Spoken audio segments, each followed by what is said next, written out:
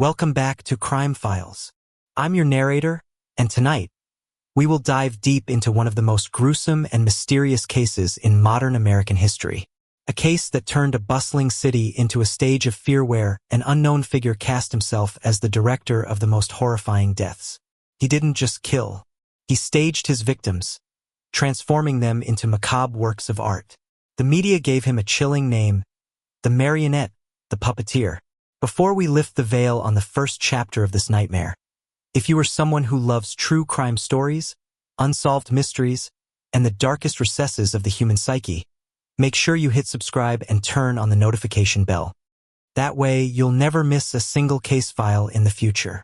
Now, turn off the lights, lock your doors, and join me as we return to Philadelphia in a fateful autumn night, when the falling leaves were not the only things that descended in silence. The city of Philadelphia in October was a masterpiece of controlled decay. Amber and crimson leaves performed their final, fluttering dance onto cobblestone streets, and a crisp, melancholic chill seeped through the canyons of steel and glass. It was a city holding its breath, waiting for the long slumber of winter. But in the autumn of 2023, something else was waiting in the shadows. Something that saw the city not as a home, but as a stage, and its citizens as mere props for a macabre play. The first victim was Sarah Jenkins. She was a librarian, a woman whose life was a quiet symphony of rustling pages and the gentle scent of aging paper.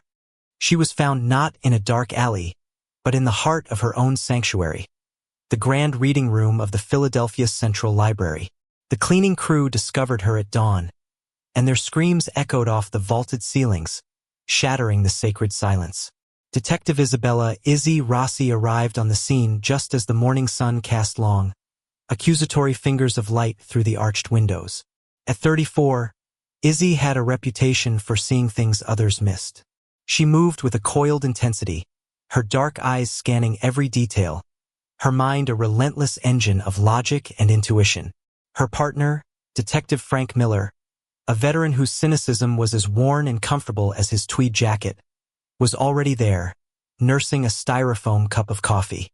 "Morning is," he grunted, gesturing with his head towards the center of the room. "Brace yourself. This one's different." Different was an understatement. It was a violation. Sarah Jenkins sat upright in a high-backed chair, her hands resting on an open book in her lap. But it was the scene around her that stole the breath from Izzy's lungs. Hundreds, perhaps thousands, of books had been torn from the shelves. Their pages, ripped and shredded, were suspended in the air by nearly invisible microfilaments, creating a swirling vortex of text that spiraled around her. She was the calm at the center of a paper hurricane. Her head was tilted slightly, her eyes wide and vacant, fixed on some unseen point beyond the chaos. There was no visible sign of a struggle, no blood, save for a tiny, almost imperceptible puncture mark at the base of her skull.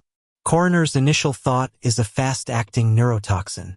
Something sophisticated, Frank said, his voice low.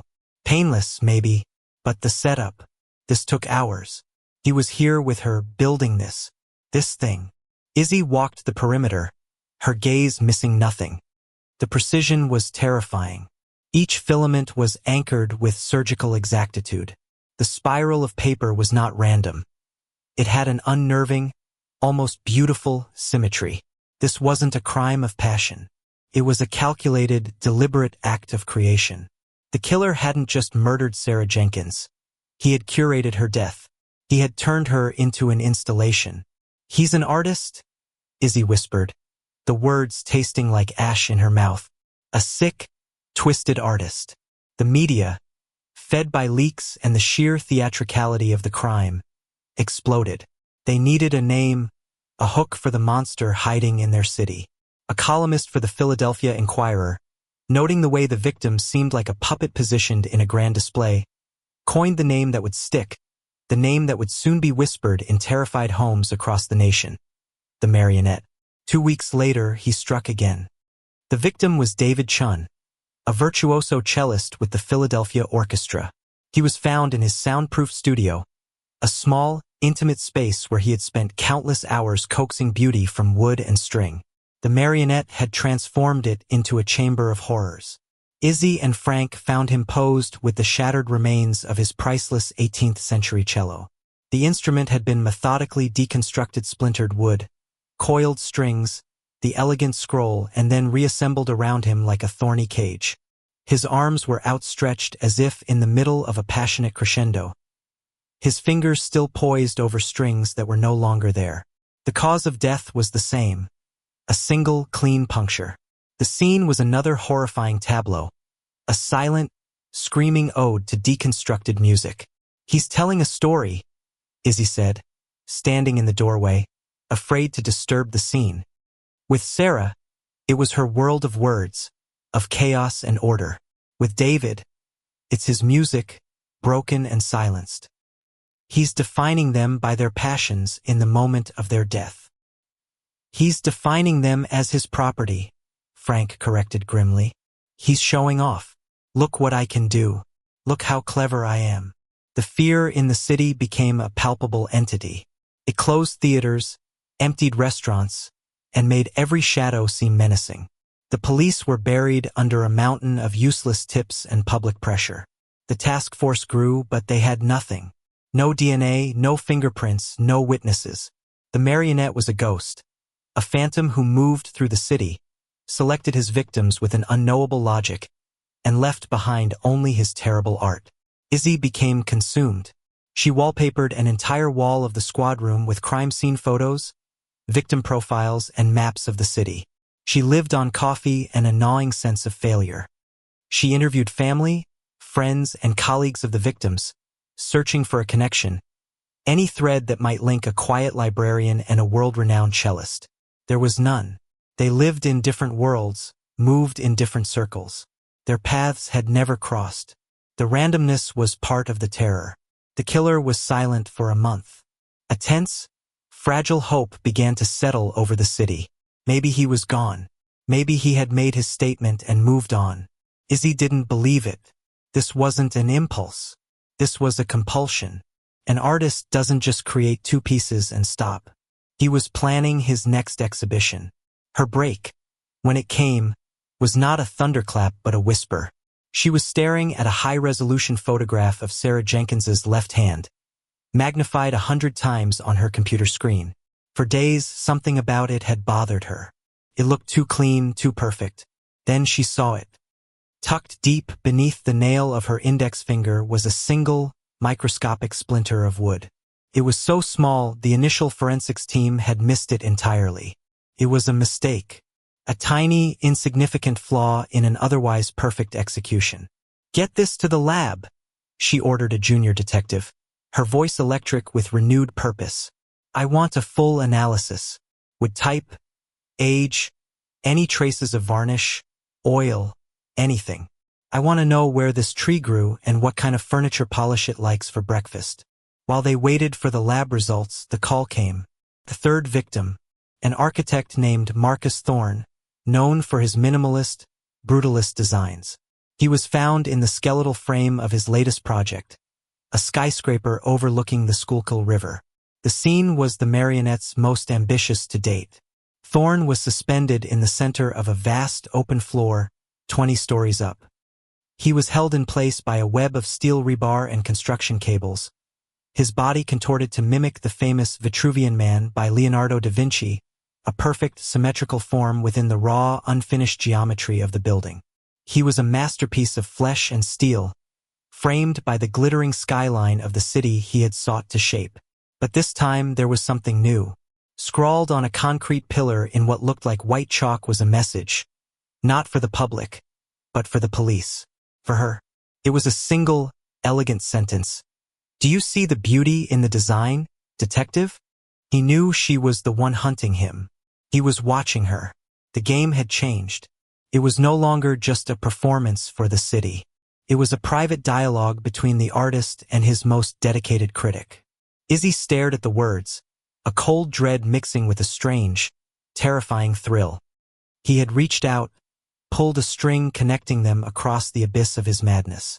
And as she stood there, amidst the howling wind on the 20th floor, she knew this was only the beginning. The curtain had risen, and she was now a player in his deadly theater, whether she wanted to be or not.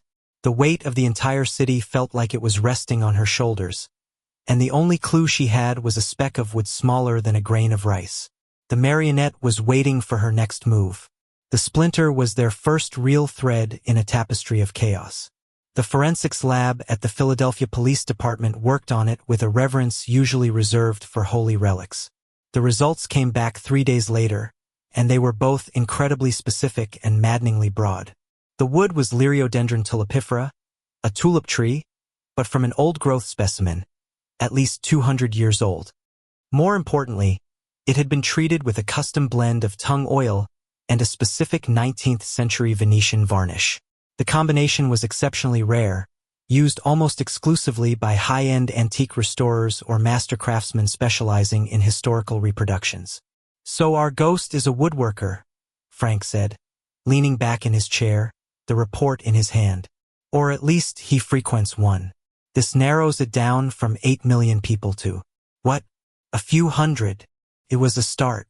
Izzy assembled a small team to begin the painstaking work of canvassing every known artisan, restorer, and bespoke furniture maker in the tri-state area.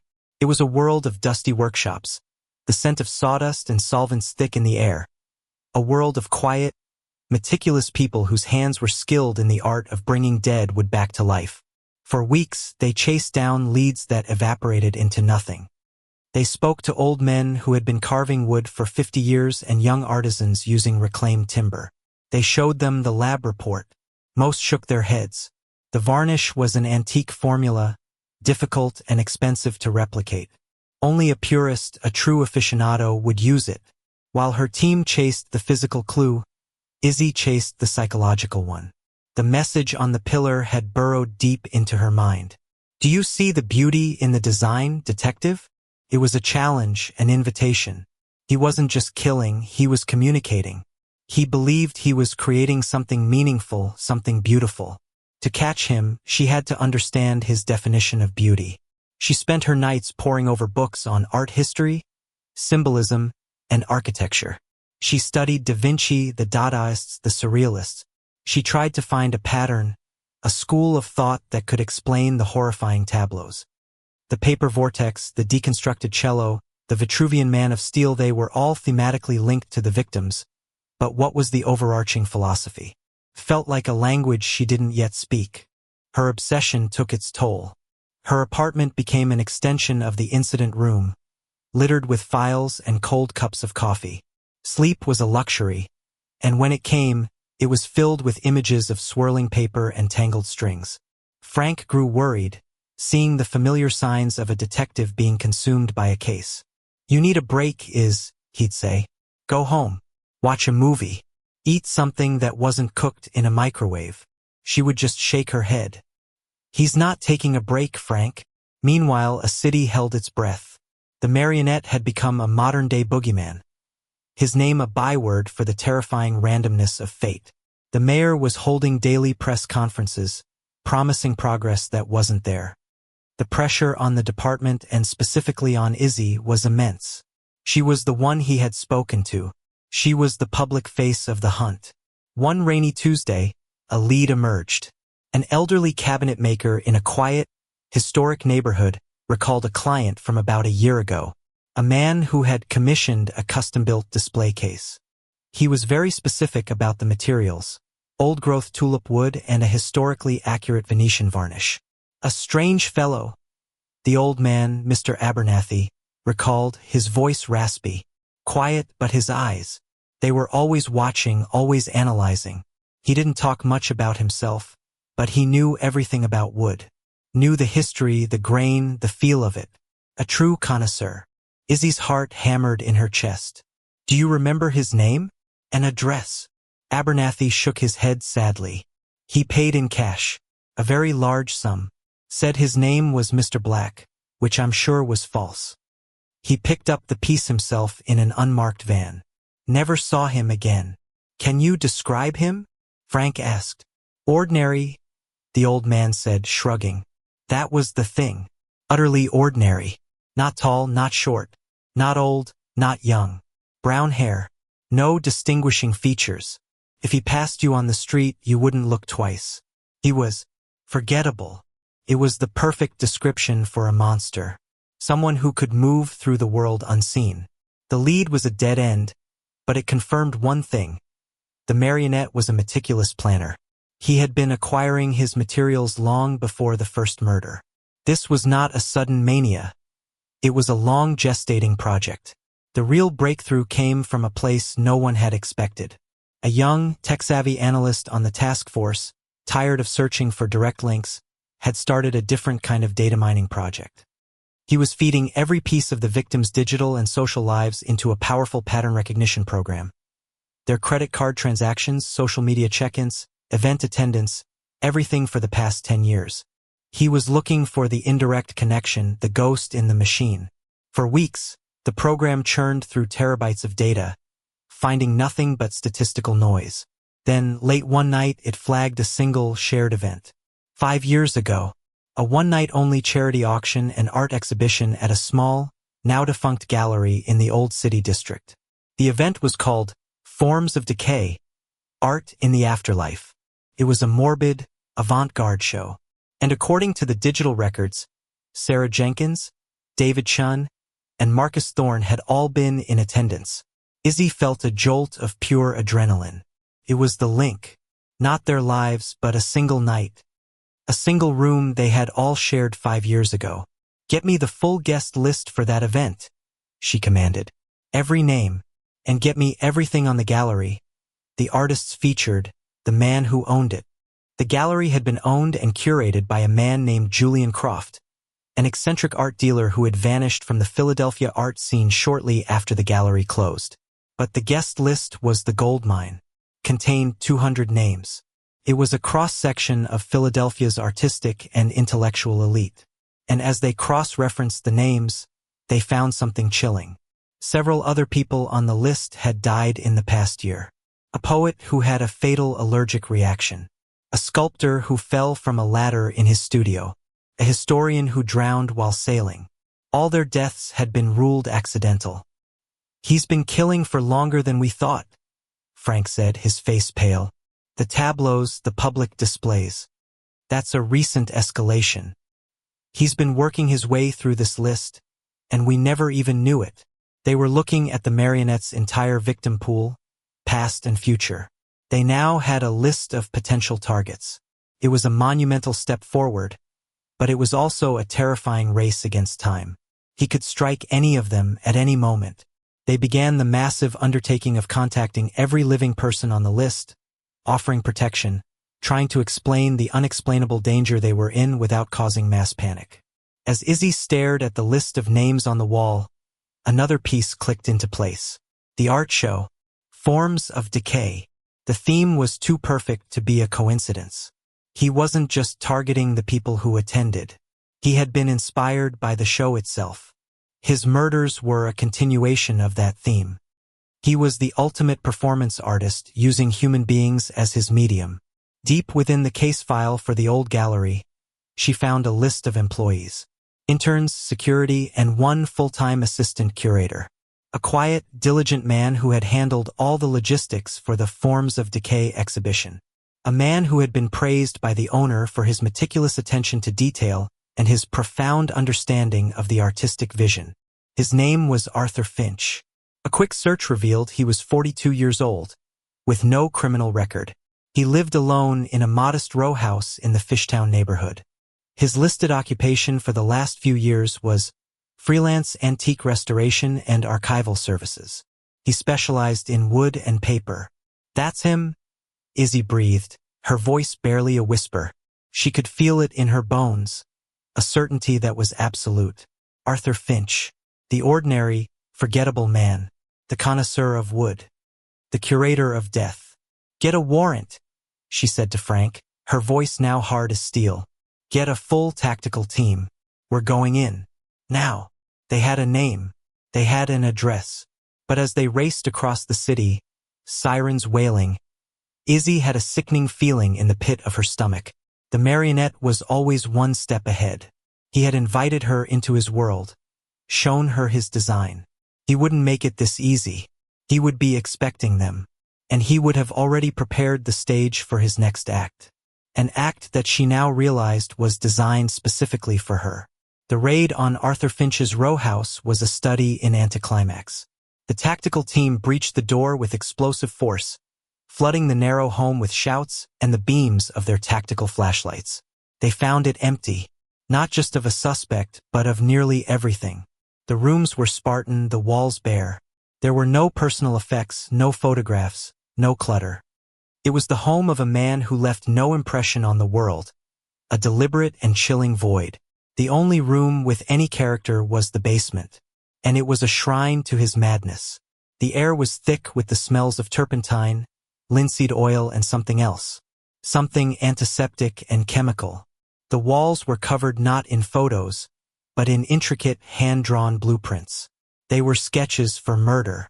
Izzy saw the librarian, Sarah Jenkins, surrounded by a perfect spiral of paper, with precise angles and stress calculations for the filaments. She saw the cellist, David Chun, with every splinter of his instrument numbered and diagrammed for placement. She saw the architect, Marcus Thorne, mapped out against the geometry of the Da Vinci drawing. There were others, too. Designs for future horrors, each one more complex and ambitious than the last. On a large workbench in the center of the room lay a collection of terrifyingly precise tools.